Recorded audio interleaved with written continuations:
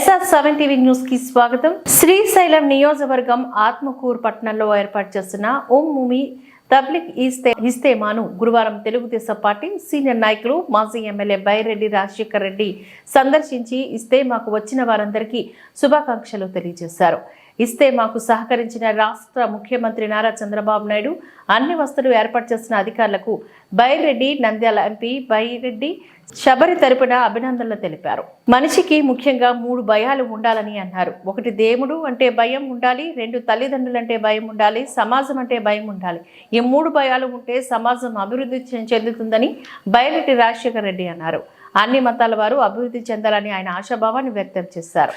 ప్రజల్లో దైవభక్తిని పెంపొందించేందుకు ఇటువంటి దార్శనిక కార్యక్రమాలు జరగడం అభినందనీయమని చెప్పారు. ఎంపీ గారు బైరెడ్డి శబరి వారి తరఫున మా కుటుంబం తరఫున శుభాకాంక్షలు తెలియజేసుకుంటున్నాం. మొదటి నుంచి మేము నమ్మేది ఒకటే, మనిషి ఒక క్రమశిక్షణతో బతకాలన్నా దైవభక్తి ఉండాలి, 3 భయాలు ఉండాలి. ఒకటి మేమంతా మా పెద్దలు నేర్పించినది.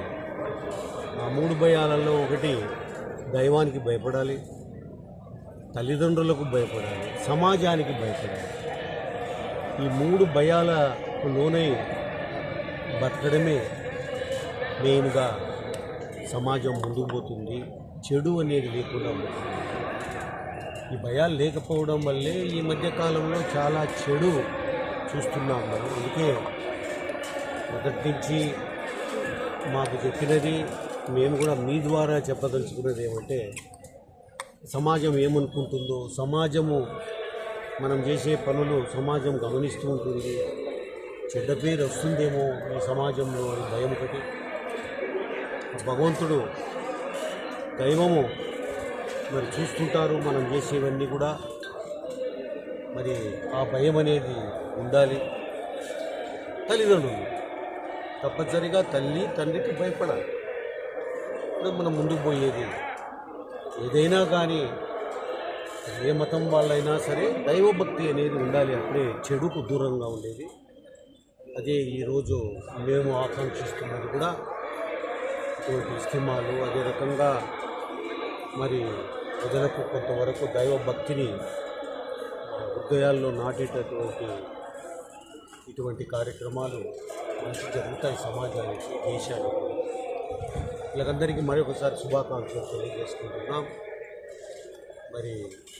ఈరోజు ఇంత పెద్ద ఎత్తున లక్షలాది మంది 3 రోజులుగా జరుపుకుంటున్నటువంటి ఈ ఇస్తిమా కార్యక్రమం ఇప్పుడే నేను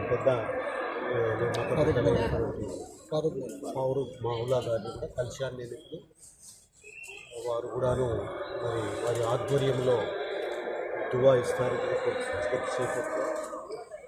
చాలా వీళ్ళందరికీ కూడా మరొకసారి నేను మీ ద్వారా శుభాకాంక్షలు తెలియజేసుకుంటూ ఉన్నాను. దైవభక్తి చాలా అవసరం ఎవరికైనా కూడా. దైవాన్ని పక్కన పెట్టి వేరే